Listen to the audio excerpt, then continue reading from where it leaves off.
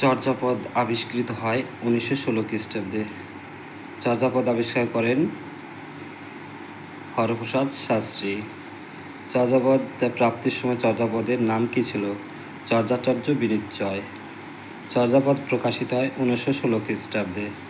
চর্যাপদের প্রকাশের সময় সম্পাদক নামকরণ করেছিলেন 1000 বছরের পুরনো বাংলা ভাষায় বৌদ্ধ গান ও দোহা। চর্যাপদে পদের সংখ্যা 51টি। চর্যাপদে প্রাপ্ত পদের সংখ্যা 46.5টি।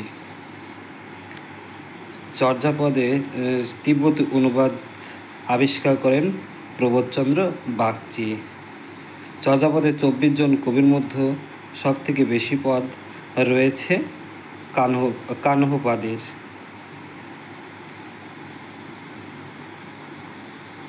চর্যাপদের পদকর্তারা ছিলেন বৌদ্ধ ধর্মাবলম্বী। চর্যাপদের টিকা তিব্বতী অনুবাদক হলেন চন্দ্রকীর্তি বা কীর্তিচন্দ্র। হরপ্রসাদ শাস্ত্রী চর্যাপদের সঙ্গে আর দুজন বৌদ্ধ চর্যাদের দোহা প্রকাশ করেন। তারা হলেন কৃষ্ণাচার্যের দোহা ও সরপাদের দোহা।